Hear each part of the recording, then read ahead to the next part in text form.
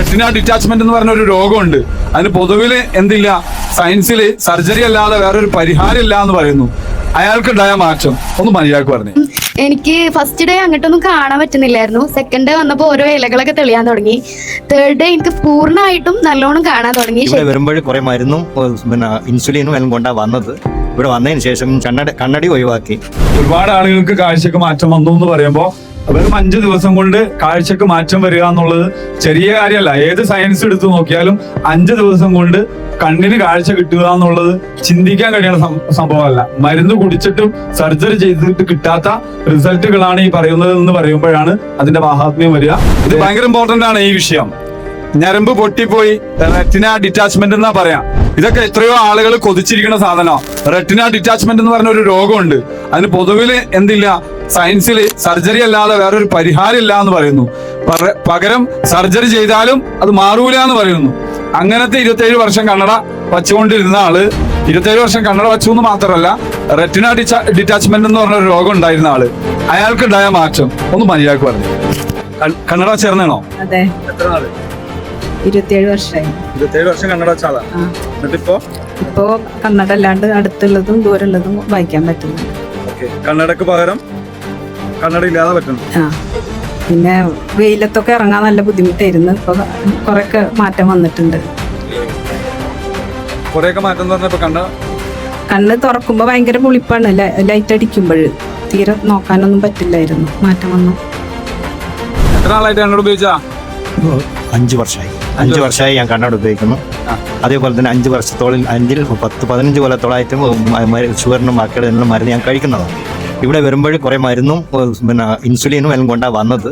ഇവിടെ വന്നതിന് ശേഷം കണ്ണടി ഒഴിവാക്കി.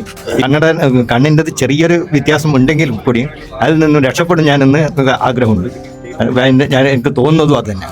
പിന്നെ ഇൻസുലിൻ ചെയ്തിട്ടില്ലെങ്കിൽ ഒരു 3 മണിക്കൂർ കഴിയുമ്പോൾ എനിക്ക് വിറയലും മറ്റു അസുഖങ്ങളും ഉണ്ടാകലുണ്ട്.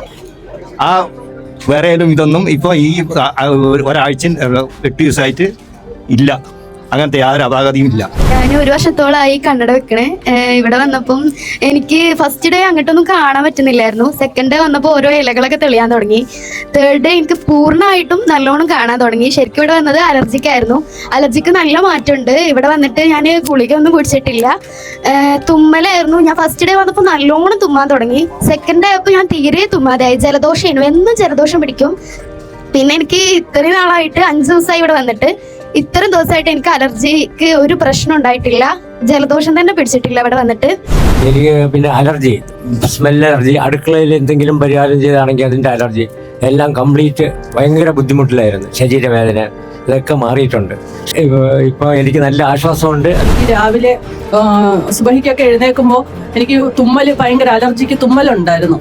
അത് ജനൽ മൊത്തം അടച്ചു പൂട്ടി ഇട്ടിരുന്നാൽ പോലും നല്ല തുമ്മലായിരുന്നു. ഇപ്പൊ ഞാൻ ജനൽ തുറന്നിട്ടാണ് റൂമിൽ കിടക്കുന്നത്. എനിക്ക് തുമ്മൽ വന്നിട്ടില്ല. അതുപോലെ രാവിലെ ഇവിടെ വന്ന് നമ്മൾ ഹീൽ ചെയ്യാൻ ഇരിക്കുന്നുണ്ട് ഇത്രയും നേരം. പക്ഷെ തുമ്മൽ ഇതുവരെയും എനിക്ക് വന്നിട്ടില്ല, അങ്ങനെ അലർജിക് തുമ്മൽ. അത് മാത്രമല്ല, എനിക്ക് തണുപ്പ് കുടിക്കാൻ പറ്റത്തില്ലായിരുന്നു. കുടിച്ചാൽ എനിക്ക് ടോൺസിൽ പെയിൻ ഉണ്ടാകും, മസ്റ്റാണ്. അതുപോലെ തന്നെ തുമ്മലിന്റെ പ്രശ്നം ഉണ്ടാവും. അതുപോലെ തണുപ്പ് കുടിച്ചാൽ എനിക്ക് രാത്രി ശ്വാസം മുട്ട് വരും. ഒരു 2-3 മണി കഴിയുമ്പോഴത്തേക്ക് ശ്വാസം മുട്ട് ഉണ്ടാവാറുണ്ടായിരുന്നു. ഇപ്പൊ ഇവിടെ വന്നിട്ട് എന്നും ഞാൻ തണുത്ത ജ്യൂസാണ് രാവിലെ കുടിക്കുന്നത്. ഇതുവരെ അത് വന്നിട്ടില്ല, എനിക്ക് ശ്വാസം മുട്ട് തോന്നിയിട്ടില്ല. അതുപോലെ തന്നെ പിന്നെ നടക്കുമ്പോഴൊക്കെ എനിക്ക് കിതപ്പുണ്ടായിരുന്നു. നല്ല രീതിക്ക് കിതപ്പ്, സ്റ്റെപ്പ് കയറുമ്പോഴൊക്കെ നല്ല കിതപ്പുണ്ടായിരുന്നു. പക്ഷെ ഇവിടെ വന്നതിന് ശേഷം അതിലൊക്കെ നല്ല കുറവ് വന്നിട്ടുണ്ട്. അതുപോലെ 2 വർഷമായിട്ട് എനിക്ക് അടുത്ത് വായിക്കാൻ തീരെ പറ്റത്തില്ലായിരുന്നു. ചെറിയ അക്ഷരങ്ങൾ ക്ലിയർ ആയിട്ട് കാണത്തില്ലായിരുന്നു. ഇപ്പം അല്ലേശം അത് തെളിഞ്ഞു വരുന്നതായിട്ട് എനിക്ക് ഫീൽ ചെയ്യുന്നുണ്ട്. അപ്പൊ അതിന് മുന്നോട്ട് നല്ല രീതിയിൽ വരുമെന്ന് ഞാൻ വിശ്വസിക്കുന്നു. അലർജി നിലവില് തണുത്ത വെള്ളം കുടിക്കാൻ പറ്റൂല, അത് കഴിച്ച പ്രശ്നമാണ്, ഇത് കഴിച്ച പ്രശ്നമാണെന്ന് പറഞ്ഞ് ഇപ്പോഴും പൊടി അലർജിയാണെന്ന് പറഞ്ഞ് നടക്കുന്ന കുറെ ആളുകളുണ്ട്. സത്യത്തിൽ പൊടിയല്ല അലർജി, നിനക്കാണ് അലർജി. ആ നിനക്കുള്ള അലർജി മാറാൻ ശരിക്കുള്ള ചികിത്സ ചെയ്താൽ മതി. തൽക്കാലം അലർജിയെ സഡേറ്റ് ചെയ്യുന്നത് വലിയ വലിയ രോഗങ്ങൾ ഉണ്ടാക്കുമെന്ന് പഠിച്ചിട്ടും നമ്മൾ ആ അലർജിയെ സഡേറ്റ് ചെയ്യാനുള്ള മരുന്നുകൾ കഴിക്കുന്നത് സത്യത്തിൽ തെറ്റാണോ ശരിയാണോ എന്ന് അവരവരെന്നെ പഠിക്കുക. കാരണം മരുന്ന് കുടിച്ചിട്ടും അതെല്ലാം മാറുന്നുണ്ടോ എന്നുള്ളതാണ്. ഇപ്പോ ഇവിടെ പറഞ്ഞ ഈ അലർജികളെല്ലാം പലപ്പോഴും ഇത് മാത്രമല്ല, പല കേസുകളിലും പല ആളുകളും അലർജിയുടെ കാര്യം പറഞ്ഞു. അലർജി പലപ്പോഴും ജീവിതത്തിലെ അവസാനം വരെ കൊണ്ടുനടക്കുന്ന ഒരു സാധനമാണ്. കാരണം അവരുടെ കൂടപ്പിറപ്പായിട്ടാണ്. പൊടി അടിച്ച പ്രശ്നമാണ്, വെള്ളം കുടിക്കാൻ പറ്റൂല. അവസ്ഥയിലേക്ക് മാറുന്നതിന് തടസ്സം നിൽക്കാൻ പറ്റുന്നത് നല്ല ചികിത്സ ചെയ്യുക എന്നുള്ളതാണ്.